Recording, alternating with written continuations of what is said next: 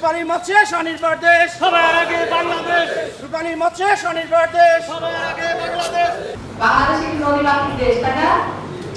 সেই নদীতে কি হয়? মাছ থাকে, প্রচুর পরিমাণে মাছ। আমরা ভাগ্যক্রম, আমরা বাংলাদেশিরা অনেক মানে কি বলবো, সৌভাগ্যবান। বিশেষ করে আমাদের চাটমোহর ভাঙড়া পরিবারের চরণ বিল অধ্যুষিত এলাকা, আমরা আরো ভাগ্যবান। মাছের হাতে বাঙালি, আমরা যেটাকে বিশ্বাস করি। ছোটবেলা থেকেই আমরা শুধু 3 বেলা ভাত একটু মাছ পেলেই আমরা খুশি। আমাদের চাহিদা খুবই কম এই চরণ বিল অধ্যুষিত এলাকায় যারা। আর আমি হচ্ছে চরণ বিলের কন্যা।